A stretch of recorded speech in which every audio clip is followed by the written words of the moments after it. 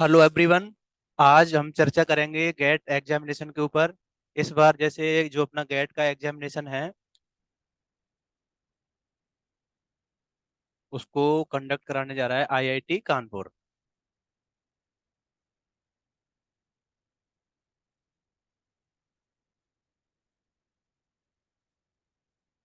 Various subject की जो examination date है वो एजेंसी ने पहले ही इशू कर दिया। 4, 5, 11 और 12 तारीख की डेट में ये एग्जाम कंडक्ट होना है।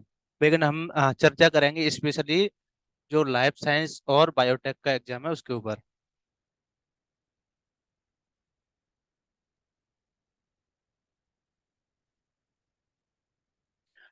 अपना लाइफ साइंस का जो एग्जाम है गेट एक्सेल के नाम से होने वाला है।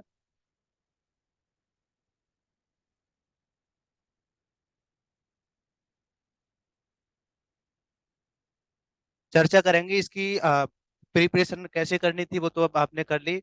एग्जाम पेपर कैसे अटेम्प्ट करना है, तो सबसे पहले बात करते हैं एग्जाम में क्या क्या आने वाला है। जो आपका एग्जाम पेपर है वो 3 पार्ट में डिवाइड होगा।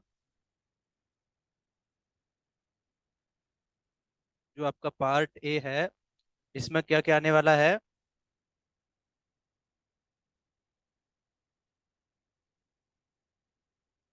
General aptitude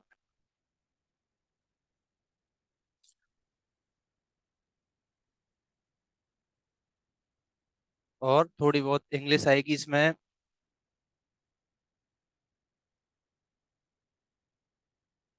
reasoning.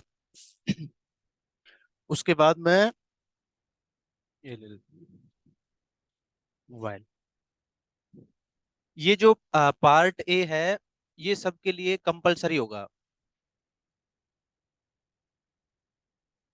ये सबके लिए क्या है, कंपलसरी है। पार्ट बी जो है इसमें क्या आने वाला है, इसमें आएगी आपकी केमिस्ट्री।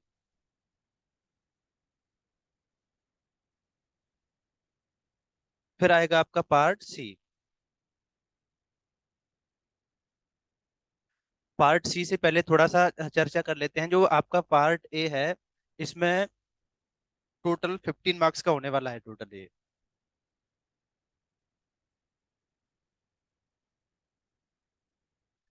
जिस क्वेश्चन का आपको कंफर्मेशन है केवल उसी को अटेम्प्ट करना है, नेगेटिव मार्किंग बिल्कुल भी ना करें इसमें, है ना।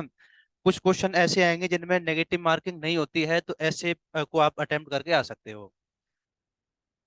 पार्ट ए के बाद में पार्ट बी की चर्चा करते हैं, तो इसमें केमिस्ट्री आएगी। उसका लायक लेवल रहेगा 12th लेवल। अब इसमें क्वेश्चन कुछ तो ऐसे आते हैं जिसके 4 ऑप्शन आपको दिए गए होंगे, उन 4 में से एक सही होगा। अगर ऐसे क्वेश्चन में नेगेटिव मार्किंग है तो आपको अटेम्प्ट नहीं करना है। लेकिन कुछ आते हैं numerical ability type question. Numerical ability type question में क्या होता है, आपको आंसर निकालना होगा। ऑप्शन में आपको आंसर नहीं मिलेगा। ऐसे आपको डॉट डॉट डॉट करके खाली जगह दी जाएगी। जो भी आंसर आपका आ रहा है वो आंसर आपको अपने उसमें कंप्यूटर में टाइप करके फिल करना पड़ेगा। जैसे मान लो कि आपका आंसर आया 21.26 आया, जो भी आपने आंसर कैलकुलेट। तो इस कंडीशन में उसमें क्वेश्चन में एक रेंज दी जाती है। तो भी 21 से लेके 22 तक कोई भी आप चॉइस फिल करके आते हो इस कंडीशन में, तो आपका आंसर सही माना जाएगा। मतलब एक रेंज आएगी ना आंसर की। ये तो हो गया न्यूमेरिकल एबिलिटी टाइप। अगर आपको न्यूमेरिकल एबिलिटी टाइप कोई क्वेश्चन है और उसका आंसर नहीं आ रहा, कोई आइडिया नहीं है, तो उसमें अपनी चॉइस से कुछ भी 0 या 1 में से कोई एक आंसर फिल करके आना है। क्योंकि आपके क्वेश्चन पेपर में कम से कम 1 या 2 क्वेश्चन ऐसे आएंगे आएंगे जिनका आंसर 0 या 1 में से एक होगा। तो न्यूमेरिकल एबिलिटी टाइप में कुछ भी नहीं आ रहा हो, आपका दिमाग काम नहीं करे, तो 0 या 1 में से कोई एक वैल्यू पुट करके आनी है। क्योंकि इस क्वेश्चन में नेगेटिव मार्किंग नहीं होगी। तो ये तो होगी आपकी केमिस्ट्री। केमिस्ट्री सभी के लिए कंपलसरी है। जो भी लाइफ साइंस गेट एक्सेल वाले हैं उनके लिए क्या है, ये कंपलसरी है। अब बात करते हैं पार्ट सी की। तो पार्ट सी जो है इसमें आपकी टोटल 5 सब्जेक्ट आने वाली हैं।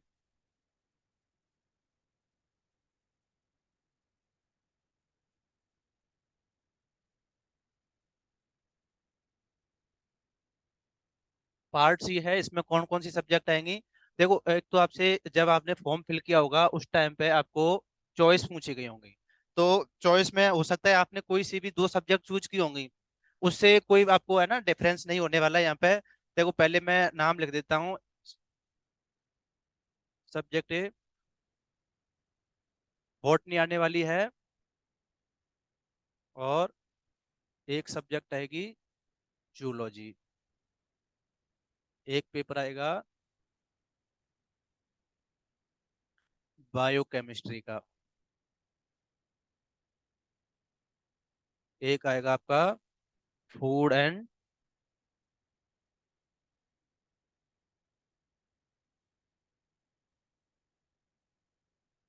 टेक्नोलॉजी का।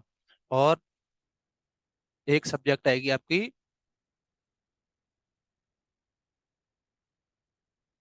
माइक्रोबायोलॉजी। तो पार्ट सी में आपके टोटल 5 सब्जेक्ट आने वाली हैं। और जब आपने गेट का फॉर्म फिल किया था उस टाइम पे आपसे कोई भी दो सब्जेक्ट पूछी गई थी कि आप कौन सी दो सब्जेक्ट अटेम्प्ट करोगे। ये जितनी भी हैं ये सब 30-30 मार्क्स की आने वाली हैं।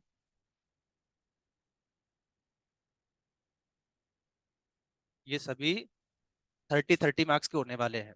इससे पहले देखो चर्चा करें तो जनरल एप्टीट्यूड अपना 15 मार्क्स का था। और ये जो केमिस्ट्री वाला पोर्शन था पार्ट बी वाला, ये था आपका 25 मार्क्स। केमिस्ट्री सबके लिए कंपलसरी है, जनरल एप्टीट्यूड सभी के लिए कंपलसरी है जो भी गेट एक्सेल के एस्पायरमेंट हैं। उसके बाद में पार्ट सी पर अपनी चर्चा चल रही थी जिसमें botany, zoology, biochemistry, food technology और माइक्रोबायोलॉजी आने वाली है।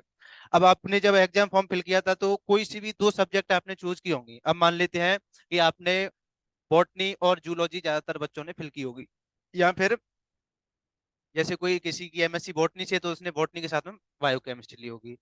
ये फूड टेक्नोलॉजी और माइक्रोबायोलॉजी आपको अटेम्प्ट करनी भी नहीं है ना। अब कई बार क्या होता है, जैसे कुछ बच्चों ने क्या किया कि बॉटनी और जूलॉजी फिल कर दी एग्जाम फॉर्म फिल करते टाइम पे, लेकिन जब वो पेपर देने के लिए बैठे तो उनको पता लगा कि बॉटनी तो ठीक है अपने से आ रही है, लेकिन जूलॉजी बहुत हार्ड है अपने से नहीं हो रही, और बायोकेमिस्ट्री इजी लग रही है। तो उस कंडीशन में अब क्या किया जाए, क्योंकि आपने तो फॉर्म भरते टाइम पे बॉटनी और जूलॉजी फिल कर दिया, और आपको अब इजी लग रही है बॉटनी और केमिस्ट्री। तो उस कंडीशन में क्या करें अब। तो आपको टेंशन लेने की बिल्कुल भी जरूरत नहीं है। एग्जाम फॉर्म में आपने कुछ भी फिल किया हो, अभी आपको क्या करना है, जब भी आप एग्जाम देने बैठोगे तो ये एग्जाम आपका 3 आवर का है।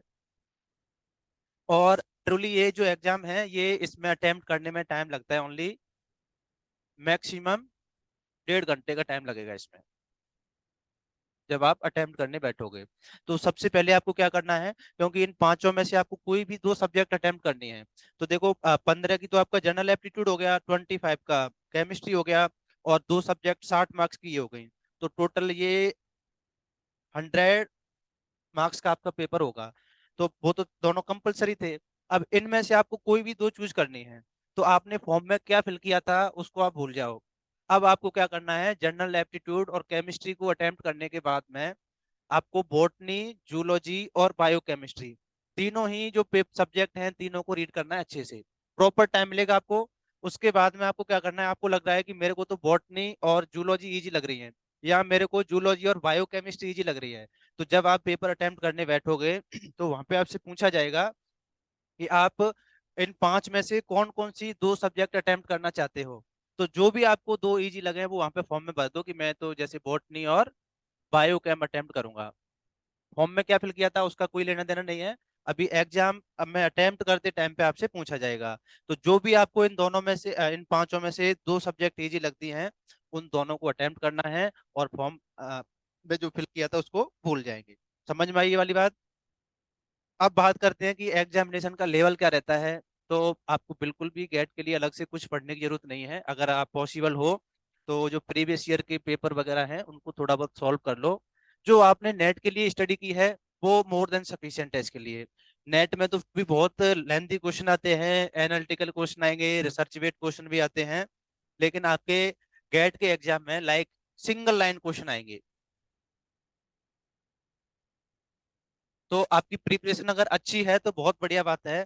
अगर आपकी प्रिपरेशन अच्छी नहीं है और आपने नेट की प्रिपरेशन अच्छे से कर रखी है तो आप एग्जाम में अपियर हो, आराम से, पेपर बहुत बढ़िया जाने वाला है।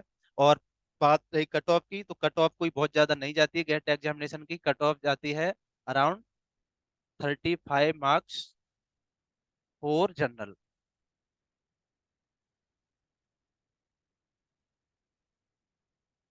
जनरल कैटेगरी के लिए 35 मार्क्स के लगभग जाती है, तो 100 में से 35 मार्क्स लाना मेरे हिसाब से कोई बड़ी चीज नहीं है। मेन इशू यही रहता है बच्चों का कि सर हमने तो ये सब्जेक्ट फिल की थी उसमें, और मेरे को तो वो वाली हार्ड लग रही थी। तो टेंशन लेने की जरूरत नहीं है, आपने कुछ भी फिल किया है वो भूल जाओ। जो आपको वहां पे इजी लगे वो ही 2 अटेम्प्ट करके आनी है, और वहां पे मेंशन करके आना है। वहां पे चॉइस पूछे ना कि कौन कौन सी फिल कर रहे हो, वहां पे अच्छे से फिल करना है। बाकी सभी को 11 तारीख के लिए ऑल द बेस्ट।